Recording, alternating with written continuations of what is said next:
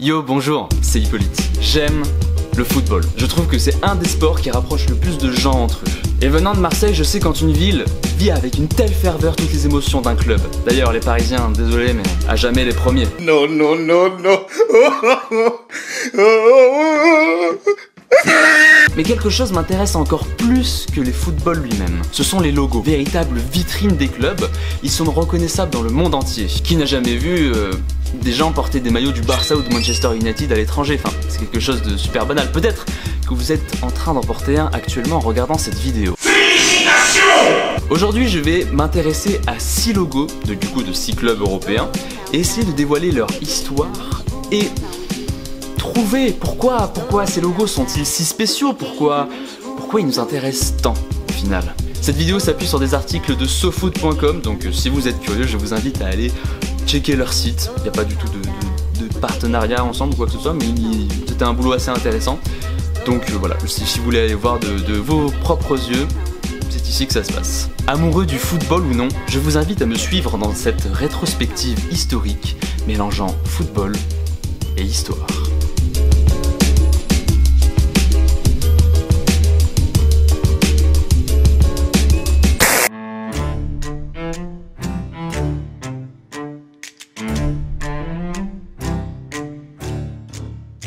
La Sampdoria. La Sampdoria est peut-être le club avec le logo le plus intriguant du football européen. Fondé en 1946 après la fusion des deux clubs de la ville, l'Andrea Doria, représenté ici en blanc et en bleu, et la Sampierre. Démerdez-vous avec ça. Représenté avec la bande rouge et noire. Le symbole noir situé au milieu du blason n'est pas un test artistique, ni même une tâche laissée au hasard. Il s'agit là d'un homme de profil. Plus particulièrement d'un marin, d'un vieux loup de mer comme on dit par chez moi. Quoi de plus logique qu'un marin pour représenter l'un des ports les plus emblématiques de toute la Méditerranée? Car oui, la Sampdoria est le club de la ville de Gênes, en Italie. Sans blague, avec un nom comme ça, on l'avait pas deviné. Faisons un peu d'histoire à présent. La façade maritime de Gênes s'ouvra vers 11 000. À cette époque, marins, marchands et financiers unissent leurs forces pour accroître les flottes, augmenter les échanges, renforcer les différents comptoirs que possède Gênes à cette époque, comme en Corse ou sur les îles grecques. Il s'agit d'étendre sa puissance et montrer son hégémonie sur toute la Méditerranée. Au Moyen-Âge, Gênes est l'une des 4 républiques maritimes italiennes avec Venise, Amalfi et Pise, dont elle devint la plus puissante pendant plusieurs siècles à la suite des croisades. Après avoir renversé Pise et sa tour, excellent, Venise, l'autre république, lui dispute le marché avec l'Orient sur la mer Méditerranée. Mais Gênes a sa chance face à Venise. À cette époque, elle possède le monopole de l'alun, avant de devenir la pierre qui est présente dans les déodorants, est avant tout un fixateur de teinture, ce qui est super important à l'époque. Mais revenons à notre vieux loup de mer. De haut en bas, on peut distinguer un béret, une barbe bien épaisse, une pipe et des cheveux flottant dans le vent. Connu dans toute la ville, le Batticcia, je te promets l'italien c'est trop chaud. Les double C là... Stracciatella. Le Batticcia, nom donné à cet homme par les habitants de la ville, fait référence au saint patron local. Il a d'ailleurs fait sa première apparition sur les manches des joueurs lors de la saison 1980-1981. En 2009, une association anti-tabac tenta même de faire enlever la pipe de Batticcia. Heureusement, le bon vieux marin continue de fumer encore aujourd'hui, tranquillement.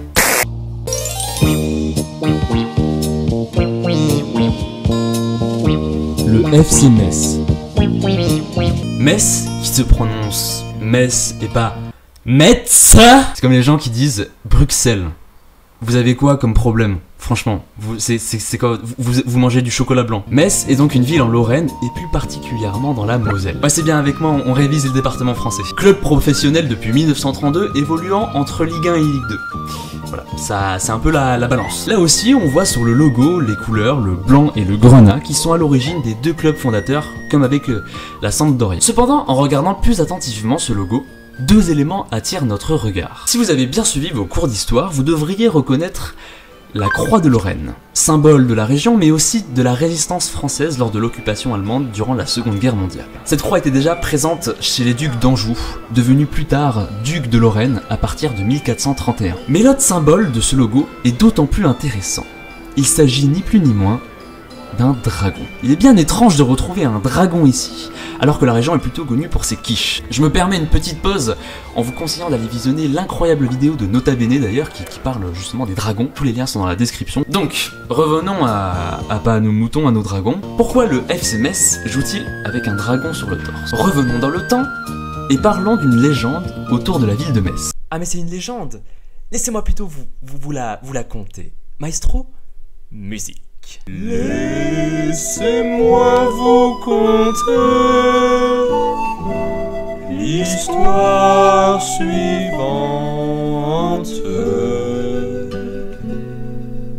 La légende raconte celle d'un dragon. De par sa furie, on le nommait Graulich. D'ailleurs, Graulich en allemand, désolé je fais pas LV2 allemand, signifie terrifiant. D'où le Graulich, Graulich, ça c'est un dragon terrifiant. Il terrifiait les gens en mangeant ses ennemis. Dans l'amphithéâtre se trouvait sa place ensevelie. Cette légende serait en fait l'image du christianisme, qui détruirait les religions païennes implantées de l'époque. Depuis ce jour, rassurez-vous, le dragon est éradiqué et il ne crache plus des flammes. Cependant, il reste sur le blason du club et prône fièrement. Donc tout ça pour ça.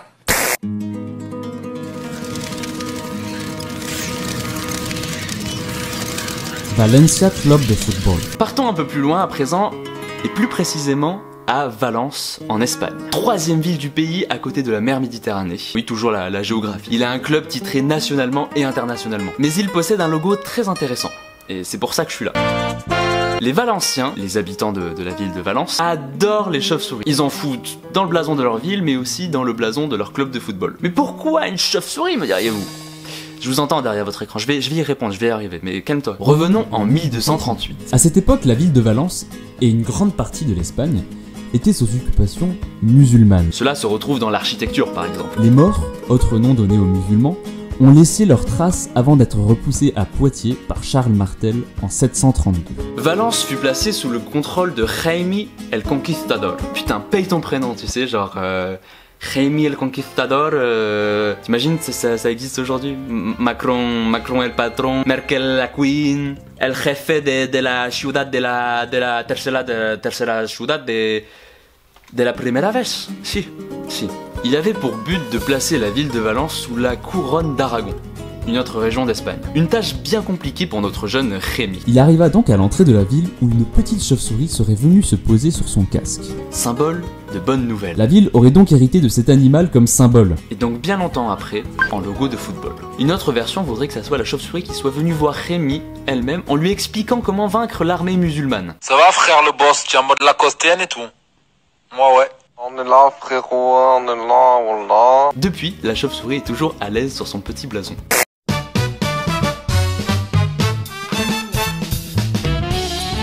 L'Atalanta Bergame. Repartons en Italie, et plus précisément à Bergame. Petite ville située en Lombardie à 50 km au nord de Milan, leur équipe ayant surpris beaucoup de monde en Champions League, en éliminant notamment Valence. Mais au-delà de son équipe, le logo de ce club représente une figure féminine. De profil, cheveux au vent, celle-ci amène beaucoup de questions. En 1907, date de création du club, les frères Gino et Ferruccio Amati fondent l'Atalanta. Mais un problème se pose, comment se différencier de l'autre club de la ville, le Bergamasque?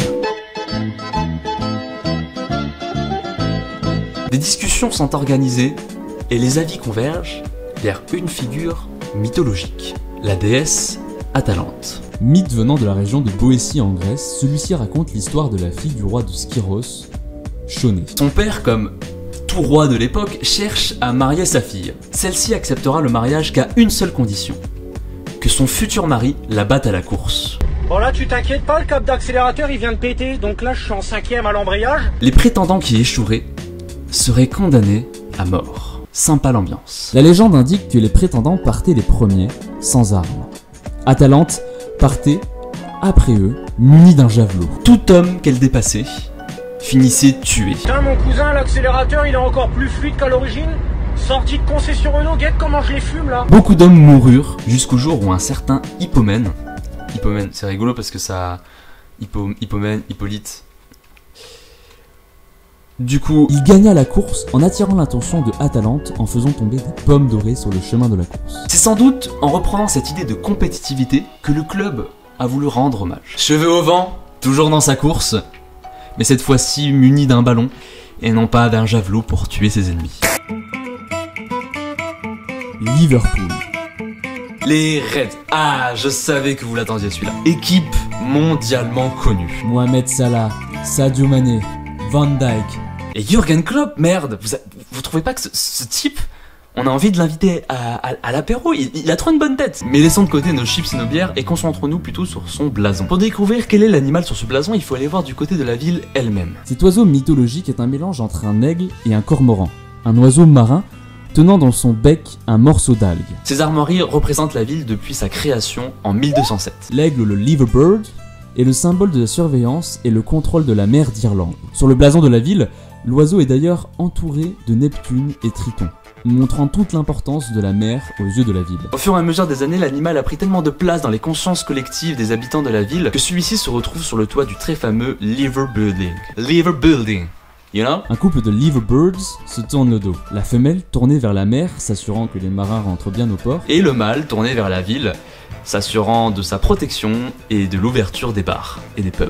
Un dicton dit d'ailleurs que le jour où ces deux oiseaux s'envoleront, la ville n'existera plus.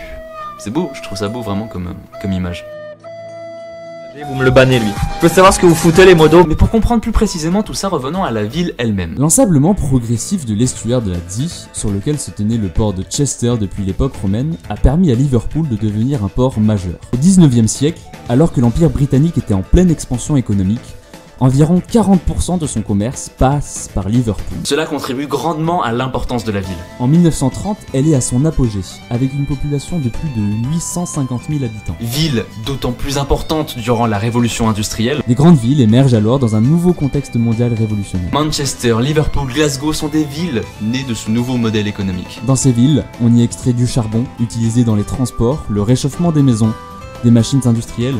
Bref, tout ce qui sert au nouveau monde. La compétition, la rentabilité, le patronat, les ouvriers, le capitalisme et la dépense à outrance sont les nouveaux mots de cette société.